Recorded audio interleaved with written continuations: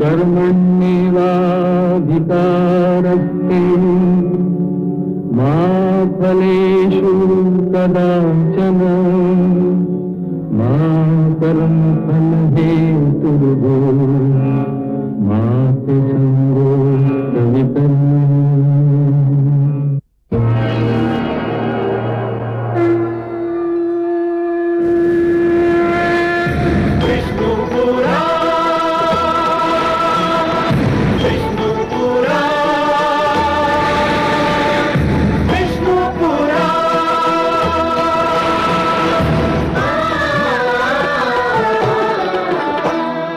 जीव ज्ञान ब्रह्म ज्ञान अथ श्री विष्णु पुराण ओम की कथा महान जय श्री विष्णु पुराण विष्णु पुराण विष्णु पुराण विष्णु पुराण प्रगटे कब तीन लोक जन्म मृत्यु हर्ष शोक पृथ्वी जल वायु गगन प्रकृति कब ज्योत अगन इस पुराण में है निहित जप तप और योग ध्यान विष्णु पुराण विष्णु पुराण विष्णु पुराण। मैं मां हूं, धरती मां। जब दानवता सिर उठाती है, मानवता करहा उठती है। दानवता और मानवता का यह संघर्ष बहुत पुराना है। इस संघर्ष का परिणाम सबको मालूम है, लेकिन जब तक ये कथा अपने अंत तक नहीं पहुंचती, मानवता को अपार दुख और पीड़ा से जूझना पड़ता है। जब रावण ने यज्ञ रुकवाने के लिए कर अथवा रक्त जैसी भयानक शर्त रखी, तो मैं कांप उठी। यह तो बर्बरता की हद है, किंतु शायद यही अत्याचार तो एक ऐसी कथा को जन्म देने वाला है जिसे संसार कभी भूल ही नहीं पाएगा, जो मानव इतिहास के एक सुनहरे युग की कथा सिद्ध होगी।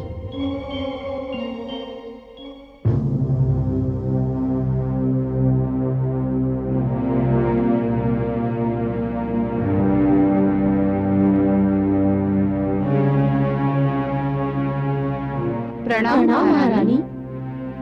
महारानी, हमें विश्वास है कि आप हमारे लिए कोई शुभ समाचार लाई होंगी। ये कैसे संभव है कि महाराज ने हमारी महारानी की बात को टाल दिया हो? हे महारानी, बताइए महाराज ने क्या कहा? उन्हें हमारे ऊपर दया आई? बहनों, मुझे बहुत दुख है कि आपको सुनाने के लिए मेरे पास कोई भी सुखद समाचार नहीं है। मेरी झोली में आपको देने के लिए कुछ भी नहीं है। आप तो महारानी हैं, आप भी हमें न्याय नहीं दिला सकी। मुझे दुख है, मैं महारानी होकर भी आप ही की तरह विवश स्त्री हूं। आज मुझे ज्ञात हुआ कि स्त्री महारानी होकर भी केवल स्त्री होती है जिसकी याचना को ठुकराया जा सकता है। मुझे क्षमा कर देना, मैं आप लोगों के लिए कुछ नहीं कर सकी, कुछ भी नहीं।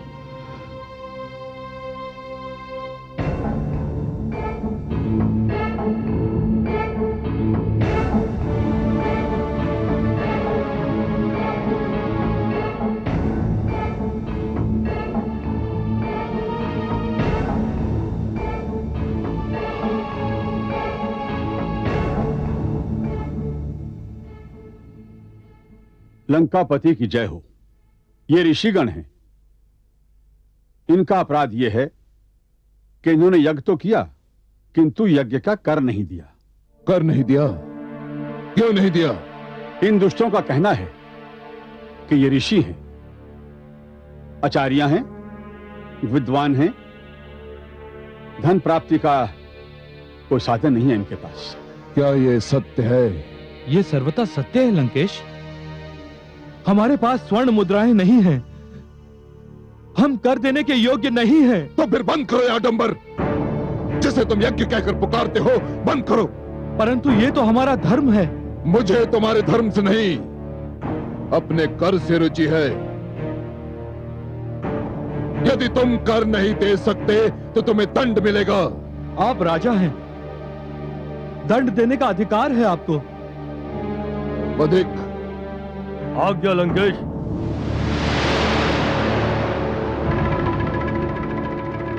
इनके शरीर से 4-4 चषक रक्त निकाल लिया जाए। हमें क्षमा कीजिए महाराज, हमें किंतु ध्यान रहे, हम इन्हें मृत्यु दंड नहीं दे रहे हैं, इसलिए इनके शरीर से रक्त इस प्रकार निकाला जाए कि ये जीवित भी रहें और जीवन को अभिशाप भी समझें। क्षमा महाराज। ले जाओ इन्हें मेरे सामने से। महाराज क्षमा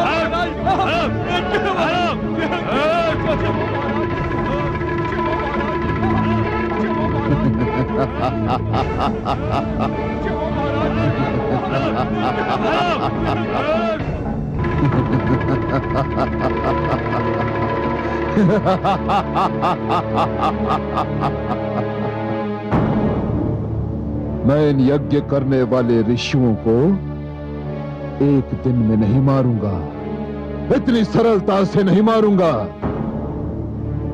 मैं इन्हें इस प्रकार जीवित रहने दूंगा कि इन्हें जीवन से घृणा हो जाए।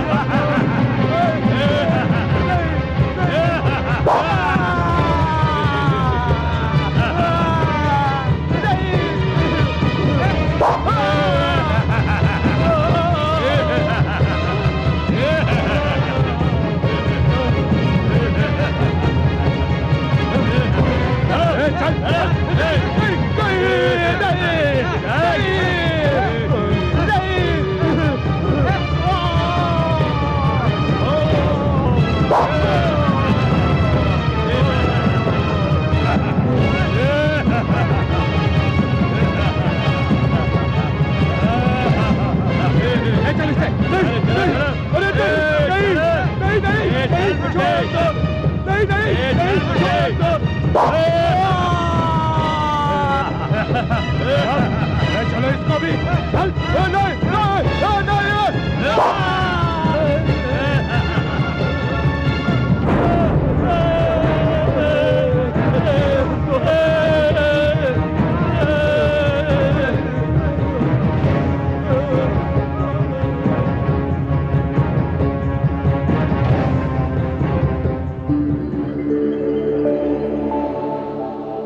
हे कमल नयन, ये तो घोर अन्याय हो रहा है। ये तो पशुता है, ये निर्ममता असहनीय है। जानता हूं महादेवी, जानता हूं, परंतु आप भी ये जान लीजिए महादेवी कि रावण के पतन की कहानी इसी रक्त से लिखी जाएगी।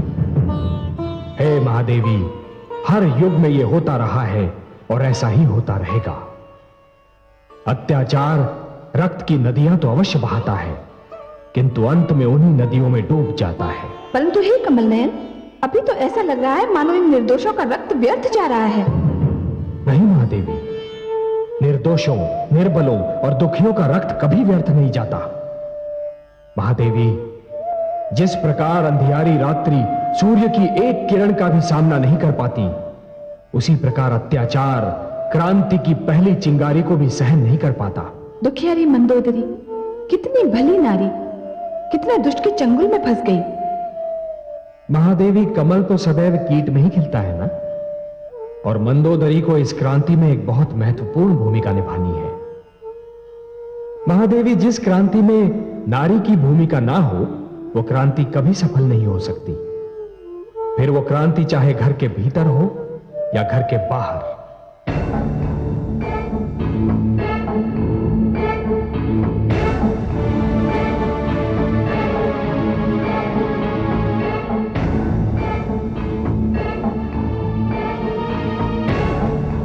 लंकापति की जय हो।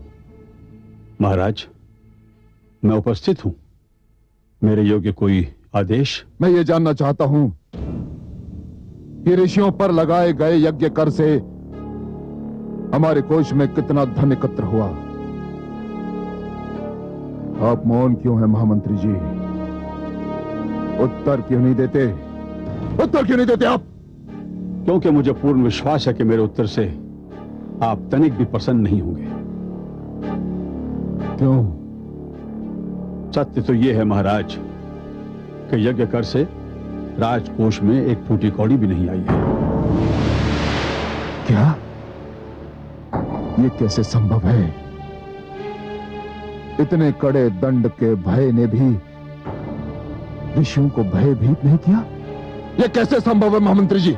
भयभीत हुए हैं महाराज, हुए हैं भयभीत, किंतु निर्धन होने के कारण जिनके शरीर में शक्ति और रक्त है, वे रक्त दे रहे हैं, और इस प्रक्रिया में बहुत से ऋषियों के प्राण भी जा चुके हैं। जिनके पास देने के लिए कुछ भी नहीं है, वो हमारे राज्य से भागकर दूसरे क्षेत्रों में शरण ले रहे हैं महाराज।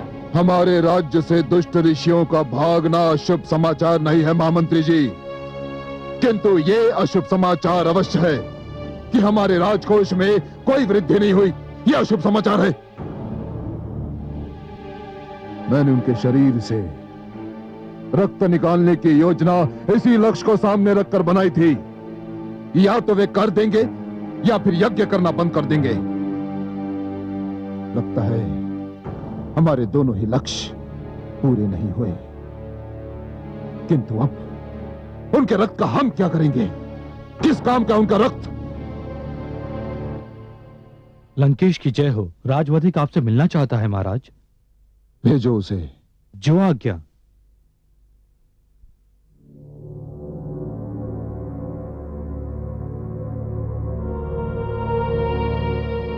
महान सम्राट रावण की जय हो।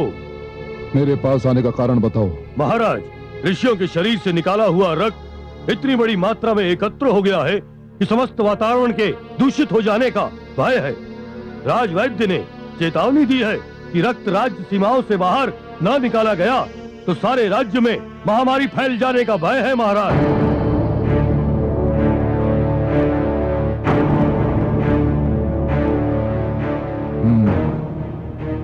महामंत्री जी। जी महाराज।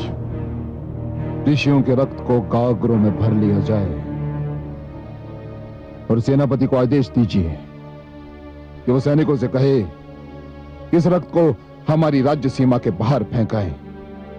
जो आज्ञा महाराज। ठहरिए, और सेनापति से यह भी कहिएगा कि सारा कार्य रात्रि के अंधेरे में होना चाहिए, क्योंकि मैं नहीं चाहता कि किसी को पता चले कि यह कार्य कब हुआ और किसने किया। सब कुछ आपके आदेशानुसार होगा महाराज।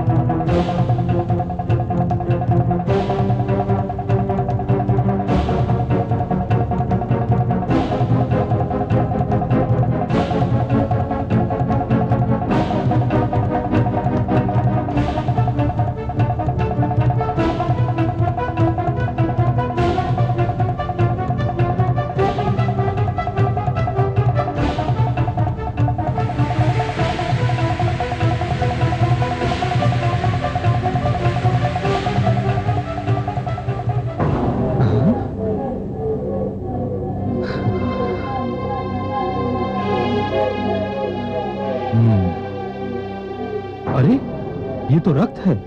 ये रक्त कहां से आया? आकाश से। आकाश से? चलिए गुरुदेव विश्वामित्र को इसकी सूचना दे, जाने ये क्या रहस्य है। चलिए चलिए चलिए चलिए।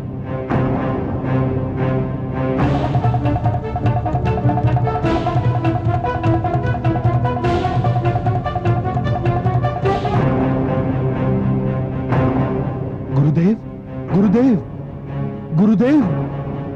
क्या हुआ? सब कुशल तो है? गुरुदेव, हम सब तपस्या में लीन थे। हमारे शरीर पर और आसपास की भूमि पर कुछ छींटे गिरे। हमने देखा तो वो रक्त की बूंदें थी गुरुदेव। क्या रक्त की बूंदें? चलिए देखते हैं। आइए गुरुदेव।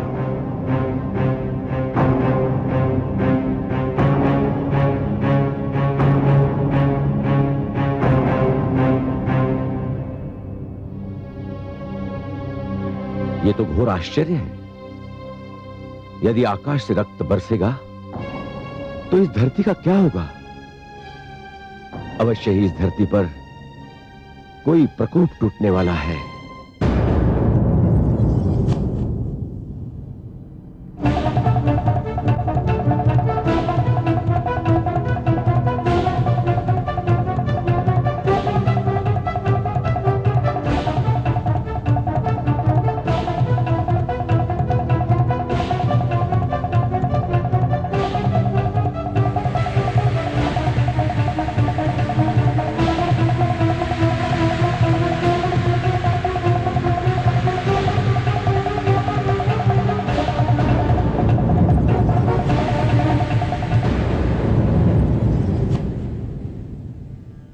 देखा कमल नयन, दुष्टों ने सारा रक्त राजा जनक के खेत में फेंक दिया।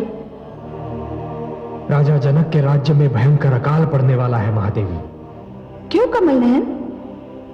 महादेवी, मिथिला की उपजाऊ भूमि बंजर बन जाएगी, क्योंकि जिस भूमि पर निर्दोषों का रक्त छिड़का जाता है वो भूमि कुछ भी उपजाने योग्य नहीं रहती। किंतु हे कमल नयन, ये तो घोर अन्याय है। अपराध कोई करे, दंड कोई भुगते। निर्दोषों का ये लहू रावण के अपराधों का फल है, और दंड भोगेंगे तो क्या वे राजा जनक और उनके किसान, जिनकी भूमि बंजर हो जाएगी? महादेवी, विधाता के हर कार्य के पीछे कोई ना कोई उद्देश्य अवश्य होता है।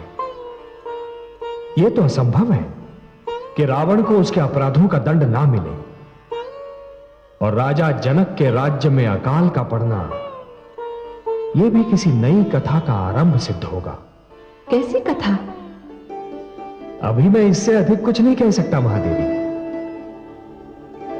हाँ, इतना अवश्य जानता हूं कि इस नई कथा की नायिका भी आप ही होंगी। मैं? कैसे? ये न पूछिए महादेवी। नहीं पूछूंगी। मैं जानती हूं जिस कथा की नायिका मैं रहूंगी उसके नायक तो आप ही होंगे, और जिस कथा के नायक आप होंगे वो कथा मेरे लिए संसार की सुंदरतम कथा होगी। वास्तव में वो कथा बहुत सुंदर होगी महादेवी। उस कथा का एक छोर राजा जनक के राज्य में और दूसरा छोर राजा दशरथ के आंगन में होगा। परंतु हे कमल नयन, जिन दो राजाओं के नाम आपने लिए वो दोनों तो संतानहीन हैं। महादेवी, उन दोनों की संतानहीनता ही तो इस कथा का रहस्य होगा।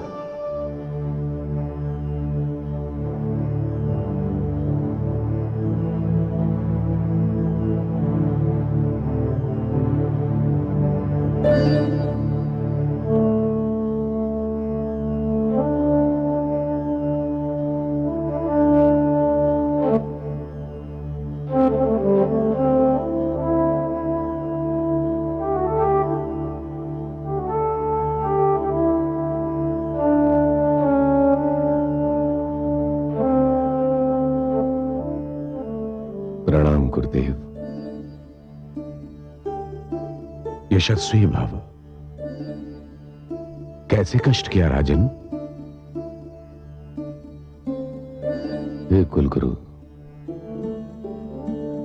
मैं सर्वथा हताश और निराश हो चुका हूं।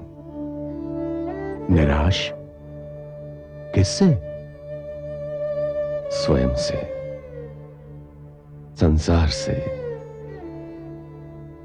और ईश्वर से भी। हे प्रभु, हे प्रभु, ईश्वर से निराश? ये तो पाप है राजन।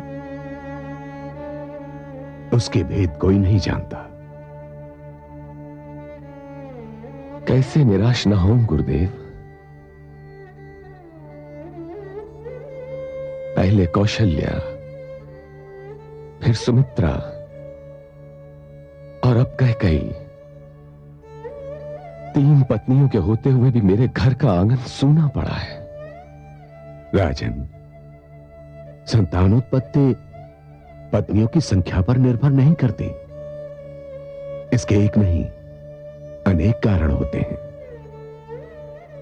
और उनमें सबसे बड़ा कारण तो ईश्वर की इच्छा है। तो मैं ईश्वर को कैसे मनाऊं गुरुदेव? क्या प्रार्थना करूं?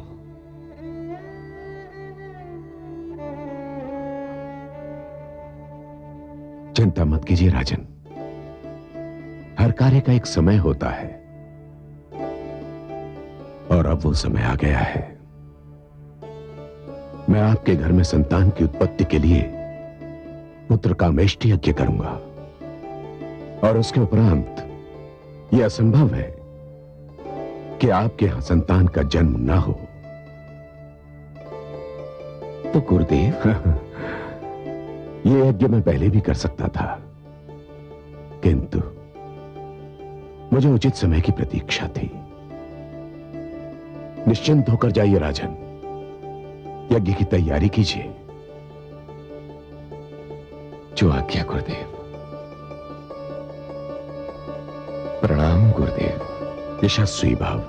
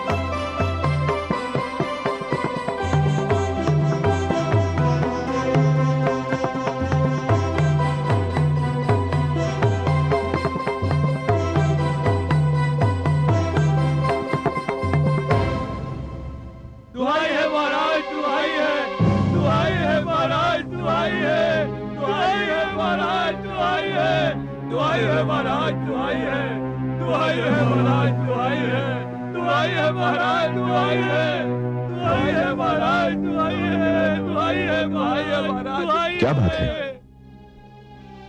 आप लोग इतने अधीर, इतने व्याकुल क्यों हैं? हे महाराज, हम लुट गए। हमारे हरे भरे खेत सूख गए हैं महाराज। महाराज, हमारी उपजाऊ धरती देखते ही देखते बंजर हो गई है महाराज। हे महाराज, सारे ताल तलैया, कुएं झरने सूख गए हैं। दूर दूर तक पानी दिखाई नहीं देता महाराज। हमारे पशु पक्षी भूख प्यास से तड़प तड़प कर मर चुके हैं महाराज। हे महाराज, हमारे घर में अन्न का एक दाना भी नहीं है। हमारे बच्चे भूख से बिलक रहे हैं महाराज, भूख से बिलक रहे हैं। महामंत्री जी, आज्ञा महाराज। कोषाध्यक्ष को आदेश दिया जाए कि कोषागार का मुख खोल दिया जाए। यदि अकाल के कारण हमारे राज्य में मृत्यु की एक भी घटना हुई तो उसके लिए सभी कर्मचारियों को उत्तरदायी माना जाएगा। अकाल से पीड़ित प्रजा को जी खोलकर धन दिया जाए, भले ही इससे हमारा समस्त राजकोष रिक्त ही क्यों ना हो जाए। राजन,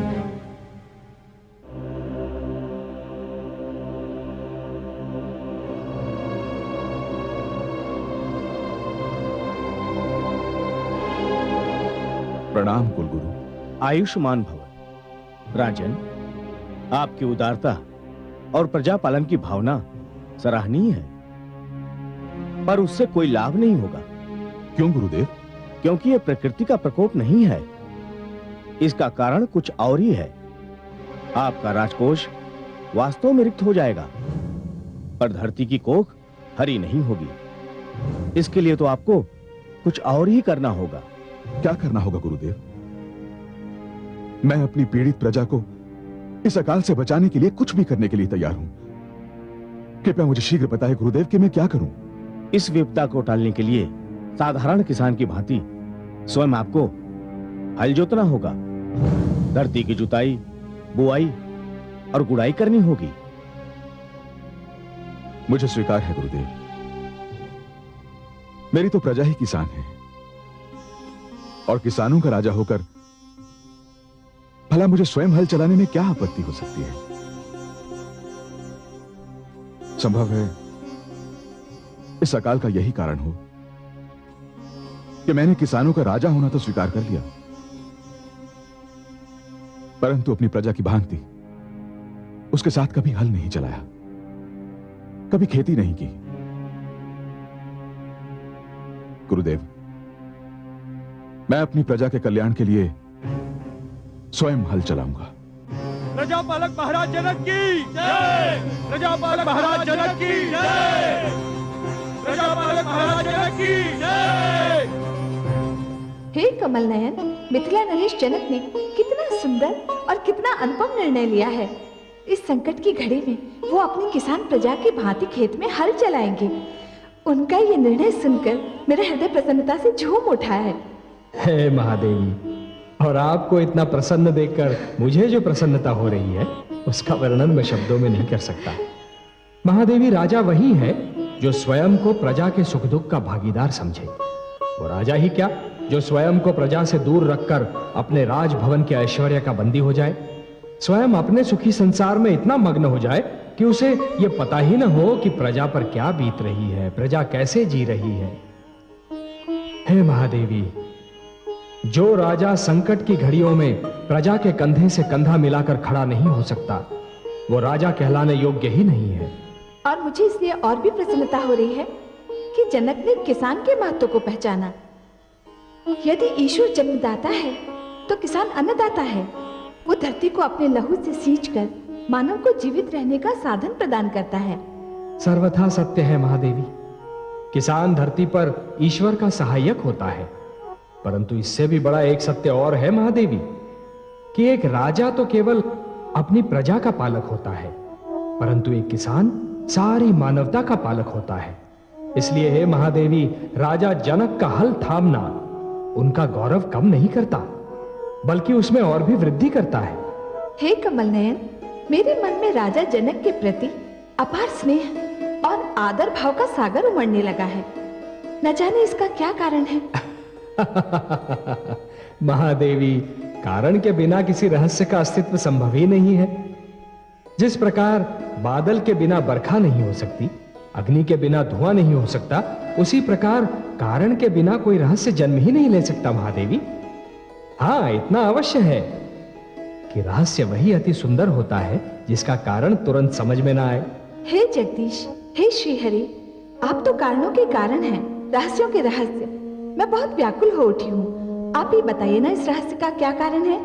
आप कथा प्रारंभ होने से पहले ही उसका अंत जानना चाहती हैं महादेवी। महादेवी, व्याकुल न हो, कारण अतिशीघ्र आपके समझ में आ जाएगा। आप तो बस जनक की मिथिला नगरी पर अपनी दृष्टि जमाए रखिए और मुझे ये देखने दीजिए कि दशरथ की अयोध्या नगरी में क्या हो रहा है।